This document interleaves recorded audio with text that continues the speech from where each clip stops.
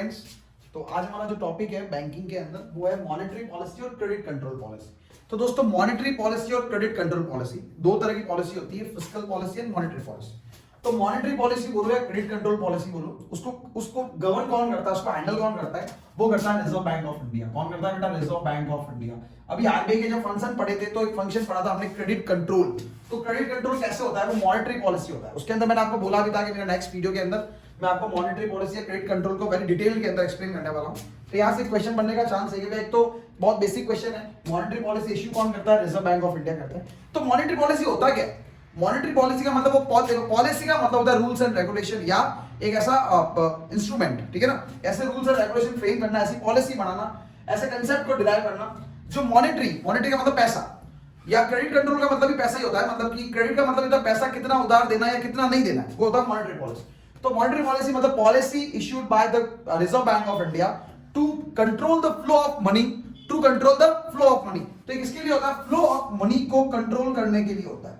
किसके लिए होता है बेटा? फ्लो ऑफ मनी को कंट्रोल करने के लिए क्या किया जाता है? हमारे यहाँ मॉनेटरी पॉलिसी को इश्यू करते हैं। समझ में आ गई चीज आपको? तो ये आरबीआई का एक फंक्शन भी है बेसिकली, और इसको डिटेल में कैसे गवर्न किया जाता है, कैसे कंट्रोल किया जाता है ये। तो फ्लो ऑफ मनी को कंट्रोल करने का जो पॉलिसी होती है उसको मॉनेटरी पॉलिसी बोलते हैं। तो मॉनेटरी पॉलिसी इश्यू की जाती है, उसमें दो तरह के इंस्ट्रूमेंट होते हैं। उसमें कितने तरह के इंस्ट्रूमेंट होते हैं बेटा? दो तरह के होते हैं।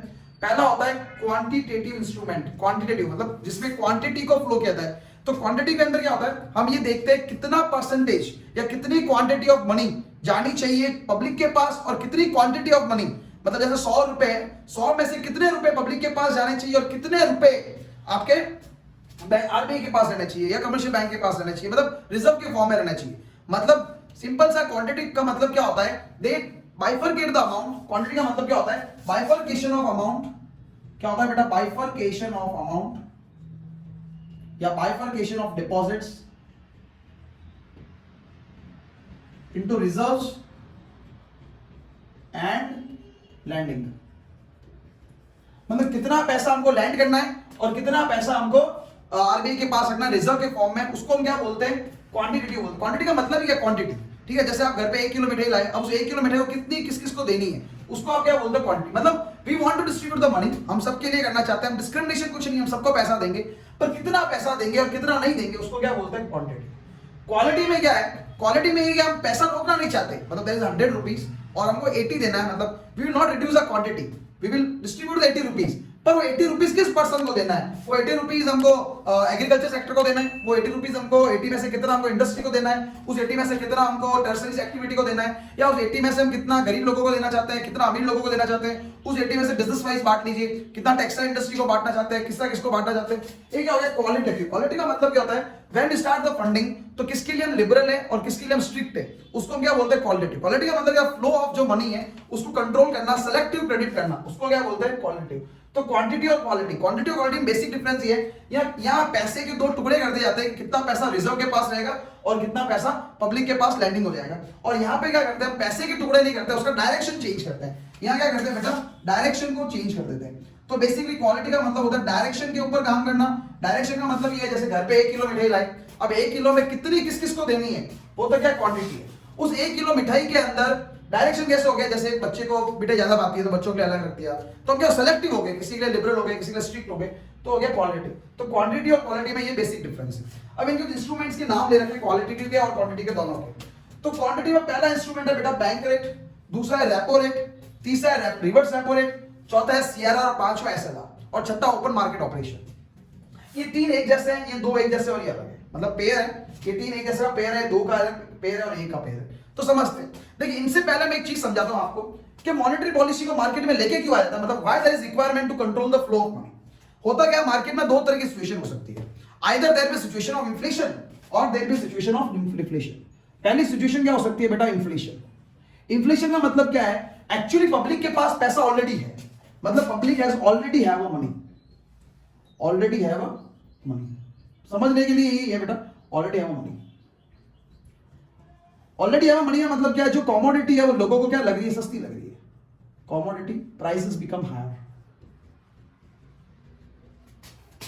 मतलब अफोर्डेबल हो रही है।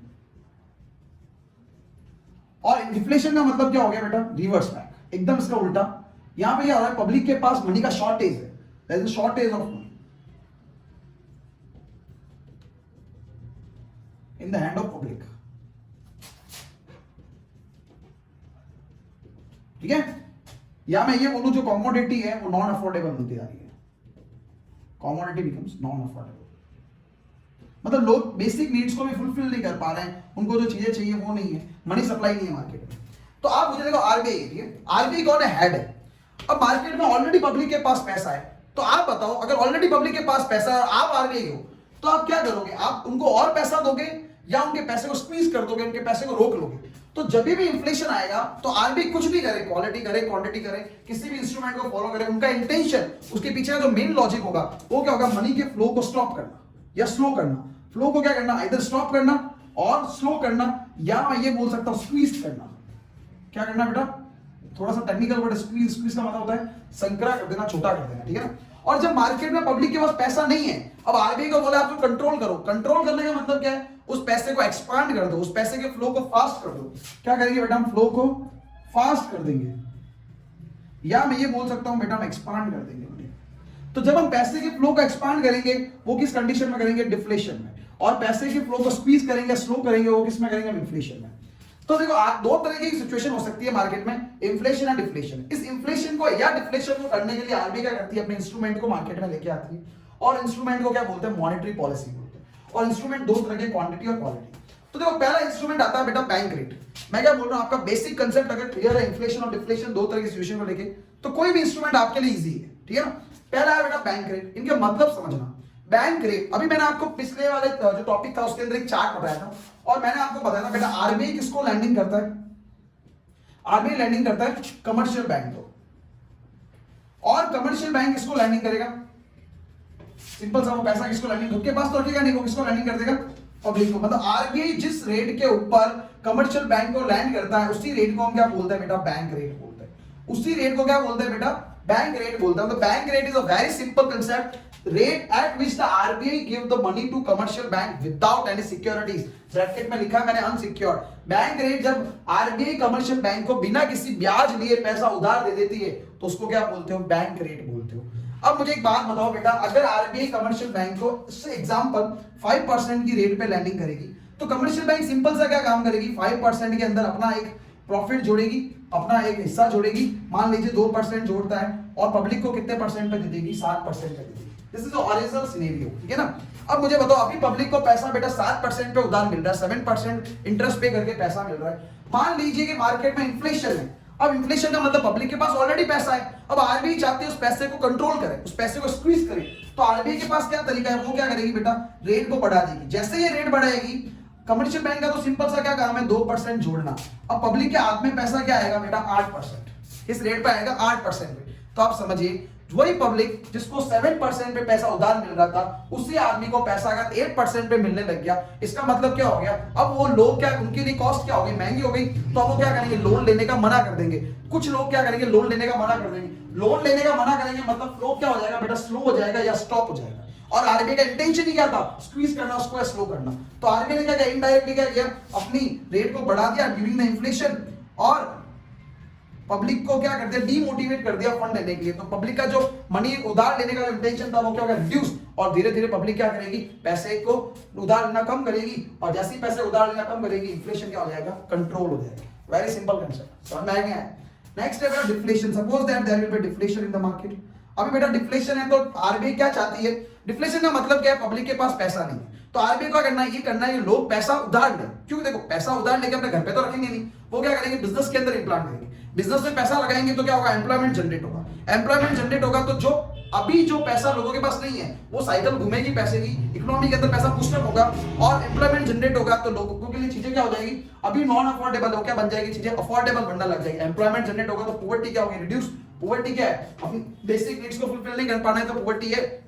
तो चीजें क्या बन जाएगी? वो धीरे धीरे अफोर्डेबल बनना स्टार्ट हो जाएगी। तो डिफ्लेशन के केस में क्या होगा बेटा? जो 5% की जगह रेट क्या कर देंगे? 4%। अभी कमर्शियल बैंक का तो एक ही काम है, 4% में खुद का परसेंटेज जुड़ा और वो पैसा उधार दे दिया। अब जब पैसा 6% पे उधार मिलना चालू हो जाएगा 7 की जगह पे, ओरिजिनली 7 था, 7 की जगह पे जब 6 मिलना स्टार्ट हो जाएगा तो पब्लिक क्या होगी? अट्रैक्ट होगी। जब चीजें सस्ती डिस्काउंट पे मिल रही है तो पब्लिक क्या होगी? अट्रैक्ट हो जाएगी। और जब पैसा पब्लिक उधार देगी पैसा तो उसको बिजनेस में इंफ्यूज करेगी, और बिजनेस में जब इंफ्यूज करेगी तो सिंपल सा तरीका क्या हो जाएगा? एक एम्प्लॉयमेंट जनरेट होगा और धीरे धीरे चीजें अफोर्डेबल बन जाएगी। तो जो शॉर्टेज थी मनी की, वो मनी की शॉर्टेज क्या हो गई, इंक्रीज हो गई। तो उसका बेसिक जो इंटेंशन था वो फुलफिल हो गया। ये समझ में आया आपको बैंक रेट? अगर आपको बैंक रेट समझ में आया तो सब कुछ समझ में आ जाएगा, ठीक है। तो ये था हमारा बैंक रेट। सेकंड है बेटा रेपो रेट। बैंक रेट और रेपो रेट में एक छोटा सा वर्ड का डिफरेंस है।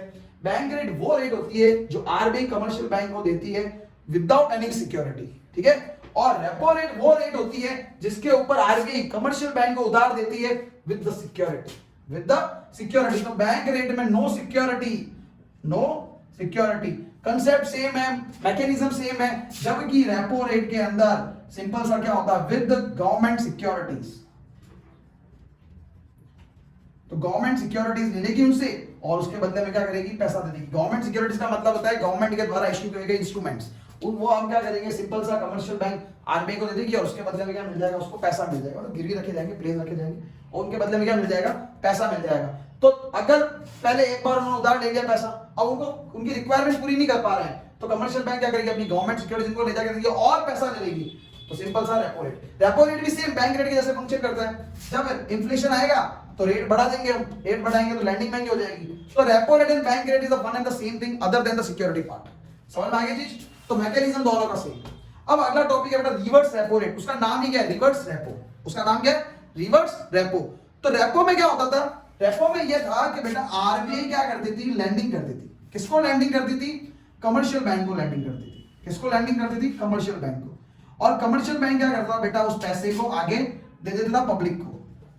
रिवर्स रेपो, रिवर्स रेपो का मतलब तो अभी ब्याज कौन दे रहा है, अभी ब्याज मतलब अभी ब्याज कौन भर रहा है, कमर्शियल बैंक आरबीआई को भर रही है। किसके बदले में पैसा लैंडिंग हो रहा है, यहां से, ठीक है। तो रिवर्स रेपो, रिवर्स रेपो का मतलब क्या हो गया, जो इंटरेस्ट पे कर रहे हैं वो कमर्शियल बैंक की जगह आरबीआई कमर्शियल बैंक को पे करेगी।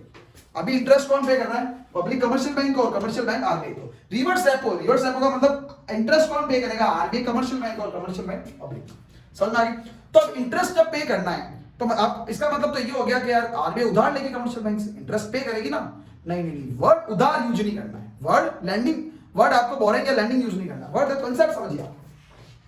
आप जब बैंक से पैसा उधार लेते हो, आप वर्ड क्या यूज करते हो, उधार लेना, मतलब बैंक आपकी लेंडर है और आप बोरोवर हो। लेकिन जब आपके पास पैसा एक्स्ट्रा होता है और आप बैंक में जाके जमा कराते हो, मे बी डिमांड डिपॉजिट और मे बी टाइम डिपॉजिट, तो वर्ड क्या यूज करते हो बेटा, डिपॉजिट्स। वर्ड क्या यूज करते हो, डिपॉजिट। तो पब्लिक क्या करती है, अपना एक्स्ट्रा पैसा कहां पार्क करती है, कहां डिपॉजिट करती है, वो करती है कमर्शियल बैंक के पास, मे बी डिमांड के फॉर्म में और मे बी टाइम के फॉर्म में। और कमर्शियल बैंक क्या करती है, उसका एक पोर्शन किसके पास भेज देती है, रिजर्व बैंक ऑफ इंडिया के पास। ये पैसा यहां से यहां पार्क हो जाता है, ठीक है।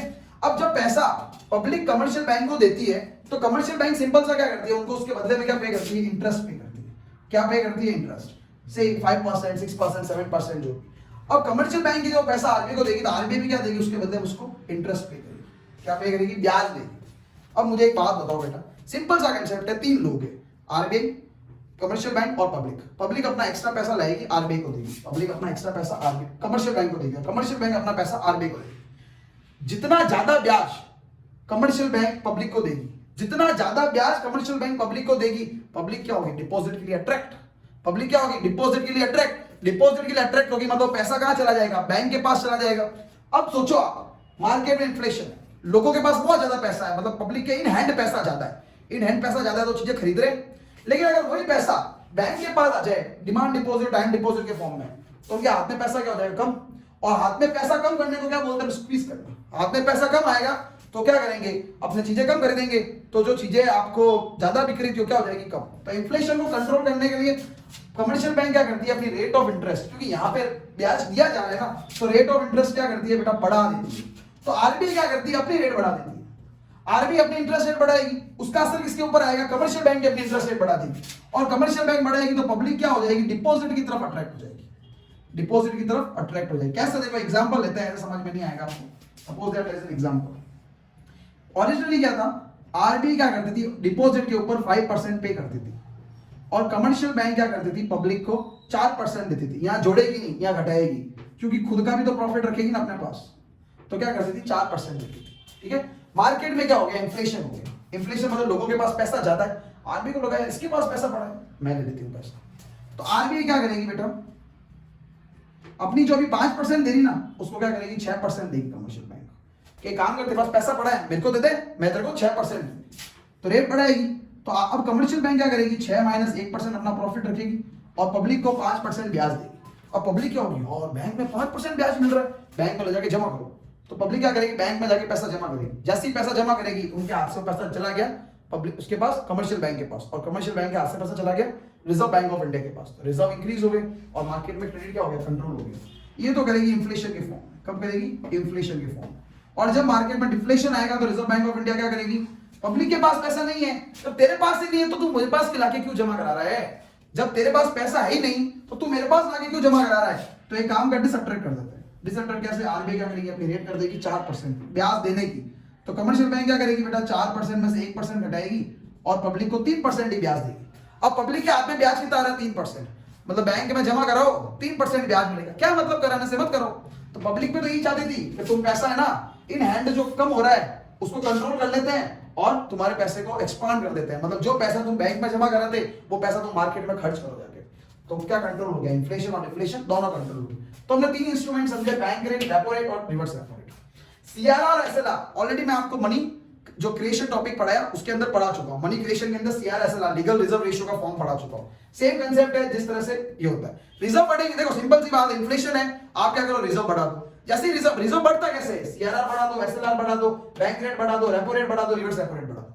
जब सारी रेटें बढ़ जाएगी तो ऑटोमेटिकली क्या हो जाएगा, रिजर्व बढ़ जाएगा। जब ये रेटें कम हो जाएगी तो मार्केट में क्या हो जाएगा, डिफ्लेशन कंट्रोल हो जाएगा। अगला है open market operation. Open market operation is a very simple thing.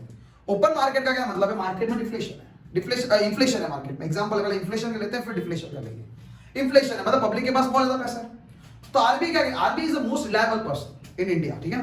तो आरबीआई क्या करेगी, अपने इंस्ट्रूमेंट निकालेगी। मान लीजिए आरबीआई क्या करती है, अपना एक पेपर निकालती है कि पेपर लो साहब, इस पेपर के ऊपर लिख देगी 1 लाख रुपीज। इस पेपर के ऊपर कितना लिख देगी बेटा, 1 लाख रुपीज लिख देगी, ये 1 लाख रुपीज। ये किसने इशू किया है, आरबीआई। और इस पे लिख देगी जैसे रिडीमेबल आफ्टर 5 इयर्स, 5 साल बाद रिडीम होगा, 5 इयर्स बाद रिडीम होगा, ठीक है। Redeemable after 5 years. उसमें प्लान होता है कि आप चाहो तो पहले पैसा ले सकते हो, 5 इयर्स के लिए होगा और उसके बदले में उनको ब्याज भी मिलेगा।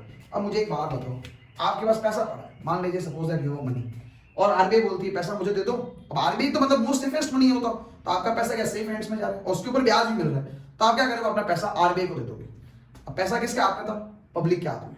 और पैसा कहां चला गया, रिजर्व बैंक ऑफ इंडिया के पास। आरबीआई से रिजर्व बैंक के पास पैसा चला गया, मतलब जो पैसा ऑलरेडी फास्ट था उसका फ्लो क्या हो गया, रुक गया, स्लो हो गया, स्क्वीज हो गया। अब आरबीआई के पास पैसा चला गया मतलब मार्केट में पैसा खर्च करोगे नहीं, तो इन्फ्लेशन क्या हो जाएगा, कंट्रोल हो जाएगा। समझ में। And suppose that there is a deflation, तो आरबीआई क्या करेगी, जो इंस्ट्रूमेंट है ना, आप अपने इंस्ट्रूमेंट वापस ले लो। आप क्या करो, अपने इंस्ट्रूमेंट वापस ले लो। अभी जैसे इंस्ट्रूमेंट वापस आएंगे, इंस्ट्रूमेंट किसके हाथ में, पब्लिक के हाथ में। आरबीआई क्या करेगी, अपने इंस्ट्रूमेंट वापस ले लेगी। मतलब इंस्ट्रूमेंट क्या हो रहा है बेटा, जो इंस्ट्रूमेंट है वो क्या हो रहा है, वो पब्लिक के हैंड से, वो क्या हो रहा है, पब्लिक के हैंड से किसके पास जा रहा है, रिजर्व बैंक ऑफ इंडिया के पास जा रहा है। और उसके बदले में आरबीआई क्या करेगी, उनको मनी दे देगी, उनके इंस्ट्रूमेंट का पैसा दे देगी। मतलब जैसे बोला था ना 1 लाख प्लस 5% ब्याज, 1,05,000 रुपए। अब पैसा आरबीआई से कहां चला गया, पब्लिक के हाथ में। तो पब्लिक के हाथ में पैसा चला गया तो जो शॉर्टेज थी मनी की, वो मनी की शॉर्टेज को क्या हो गया, एक्सपांड कर दिया गया है, फास्ट कर दिया गया है, कंट्रोल हो गई। तो इस तरह से ओपन मार्केट इंस्ट्रूमेंट को यूज करके हम क्या करते थे, या क्या कर सकते हैं, हमारे इन्फ्लेशन और डिफ्लेशन को कंट्रोल कर सकते हैं। तो this is the basic way जहां पे हमारे क्वांटिटेटिव इंस्ट्रूमेंट यूज कर सकते हैं। क्वांटिटी का मतलब क्या है, पैसा ज्यादा हमारे पास रखना है या कम आपके पास रखना है, या कम आपके हमारे पास रखना है, ज्यादा आपके पास रखना है। मतलब जो सिचुएशन सेट हो रही है इन्फ्लेशन डिफ्लेशन के हिसाब से उसको कंट्रोल कर सकते हैं। तो दिस इज क्वांटिटेटिव इंस्ट्रूमेंट। जिस भी इंस्ट्रूमेंट को लेकर डाउट हो आप कमेंट बॉक्स में जरूर बताइएगा, हम आपको उसको वापस एक्सप्लेनेशन दे सकते हैं। अगला है क्वालिटेटिव इंस्ट्रूमेंट्स।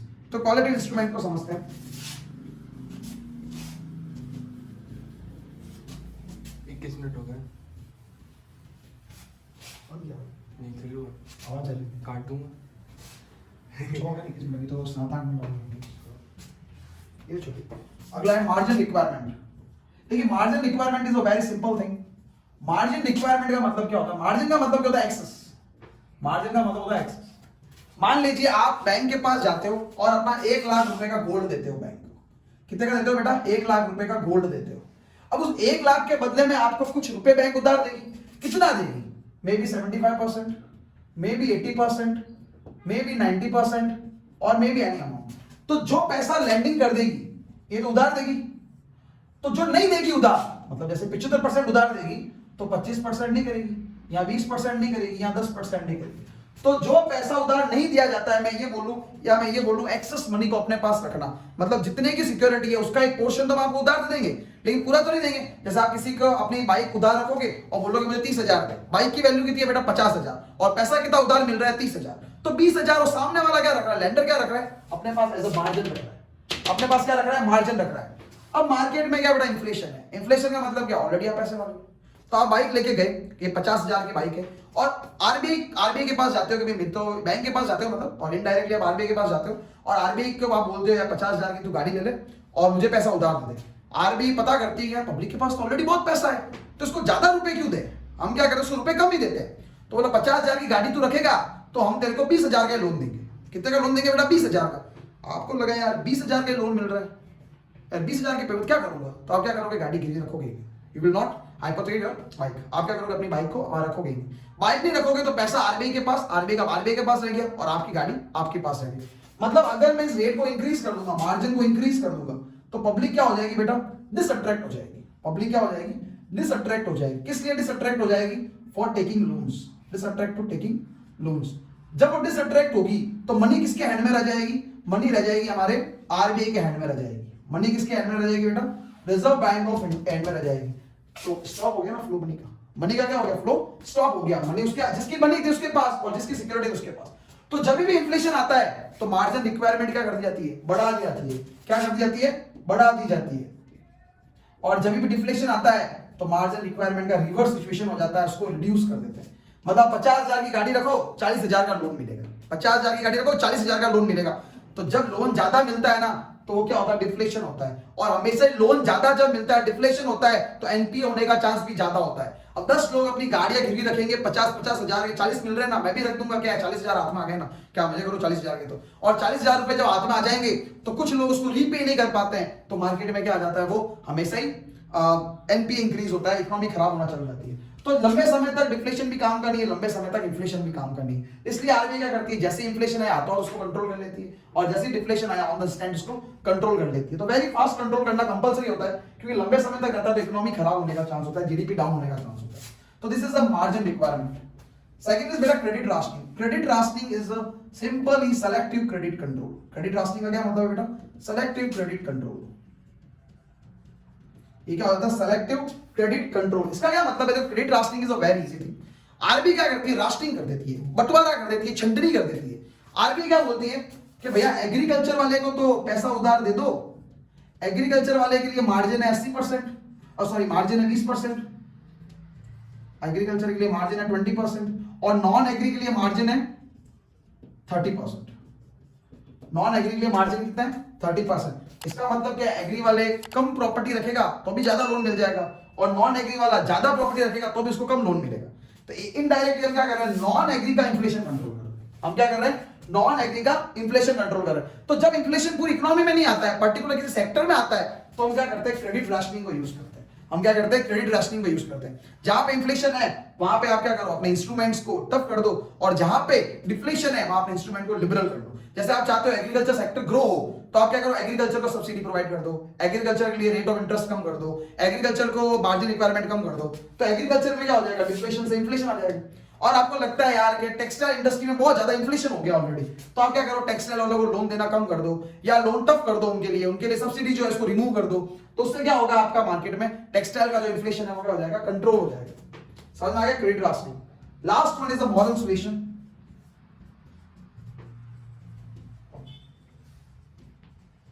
मॉरल सुएशन क्या है बेटा, मॉरल सुएशन क्या है, आदमी के मॉरल पे काम करना, उसके एथिक्स पे काम करना, या उसको मतलब उसको मैं एक तरह से बोल सकता हूँ, वैसे प्रॉपर वर्ड नहीं है ये, लेकिन उसको हिप्नोटाइज करना। मतलब हिप्नोटाइज, यहाँ पे हिप्नोटाइज अलग ढंग से, यहाँ पे हिप्नोटाइज नहीं है, या उनका माइंड सेट चेंज करना। क्या होगा, आप अपने घर से निकले, एक बड़ा सा बोर्ड देखा, Union Bank of India home loan rate 6.40। थोड़ा सा और आगे निकले, आपने देखा Punjab national bank home loan rate at the rate of 6.40। थोड़ा सा और आगे निकले, State Bank of India home loan at the rate of 6.40। आपके मोबाइल पे मैसेज आता है, loan rates has been goes down by a home, Shahrukh Khan का ऐड आता है, अब घर आपका खुद का होगा, किराए पे क्यों रहते हैं। दीज ऑल आर व्हाट, आपके माइंड के साथ खेल रहे हैं। आपको इस तरह से मतलब कन्विंस किया जा रहा है कि आप फंडिंग लीजिए, आप घर खरीदिए। आप घर खरीदोगे तो क्या होगा, आप लोन लेंगे, मतलब इनडायरेक्टली कुछ लोग तो लेंगे लोन। तो यहाँ पे क्या किया जा रहा है, मॉरल सुएशन का मतलब क्या है, प्रचार किया जा रहा है कि मार्केट में बेटा डिफ्लेशन है, चीजें बिक नहीं रही है, रियल एस्टेट के प्रोडक्ट बिक नहीं रहे, इसलिए हम आपको क्या कर रहे हैं, आप अभी मैंने जैसे बताया कि रियल एस्टेट में डिफ्लेशन है, तो रियल एस्टेट के लिए उन्होंने क्या कर दिया, आपकी रेटें क्या कर दी, डाउन कर दी। तो उस डिफ्लेशन को कंट्रोल किया, या पर्टिकुलर एक सेक्टर में कंट्रोल डिफ्लेशन था, तो हमने मॉरल सुएशन, लोगों को प्रोपोगेंडा कर दिया इस तरह का कि भैया इतने सस्ते मिल रहे हैं, आप पब्लिक करो। तो कुछ लोग तो क्या होंगे, जब सस्ता मिलेगा तो कुछ लोग क्या होंगे, सस्ती चीज की तरफ अट्रैक्ट होंगे, और आरबीआई चाहती भी क्या थी, वो लोग अट्रैक्ट हो और वहां का डिफ्लेशन क्या हो, कंट्रोल हो। एंड द सिचुएशन रिवर्स, हर आदमी के पास पैसा ही पैसा है, तो क्या करेंगे वो लोग, जो ये बैनर्स लगे हुए सबको हटा देंगे, मतलब लोगों को फील नहीं करेंगे कि लोन मिल रहा है, या लोगों को इस तरह से फील करेंगे कि लोन बहुत महंगा मिल रहा है, लोन बहुत मुश्किल से मिल रहा है, प्रोसेस को कॉम्प्लेक्स कर देंगे। वो क्या होता है, moral suasion. Moral suasion basically propaganda करना और प्रेशराइज करना, लोगों को कन्विंस करना। जैसे आप बैठे हो, फोन आ रहा है, इन्वेस्टमेंट कीजिए, अभी जैसे स्टॉक मार्केट, अभी रिसेंटली स्टॉक मार्केट बहुत बूम पे था, तो म्यूचुअल फंड एजेंसीज है, असेट्स मैनेजमेंट कंपनीज है, उन्होंने अपना एडवर्टाइजमेंट किया, हमको पैसा दो, हमको पैसा दो, हमको पैसा दो। तो जैसे अगर मार्केट में इन्फ्लेशन है और सब पैसा जब आपका फंड में चला जाएगा, तो पैसा क्या हो जाएगा, कंट्रोल हो जाएगा। तो ये तरीका होता है मॉरल सुएशन का, मतलब है अपने प्रोडक्ट के प्रति जागरूकता को बढ़ाना। अब आरबीआई क्या कर सकती है, जब इन्फ्लेशन है तो वो क्या करेगी, पैसा कैसे आरबीआई के पास चले जाए, वैसे मॉरल सुएशन का पार्ट करेगी, और जब डिफ्लेशन है तो उसका कंट्रोल ऐसे करेगी, कैसा पैसा आरबीआई के पास नहीं जाए, मतलब आरबीआई से पब्लिक के पास चला जाए, या मैं ये बोलूं पब्लिक से पैसा नहीं मूव हो, फ्लो कम हो जाए। फ्लो को रोकना है तो डिफ्लेशन, मतलब जिसके पास जो चीज है वही रह जाए, वो होता है डिफ्लेशन। और जिसके पास जो चीज उसकी रिवर्स हो जाए, रिवर्स का मतलब पब्लिक का पैसा आरबीआई के पास चला जाए और आरबीआई का इंस्ट्रूमेंट पब्लिक के पास चला जाए, वो क्या होता है, इन्फ्लेशन होता है। तो thanks for watching, if you any doubt then you can ask in comment box, please like, share and subscribe.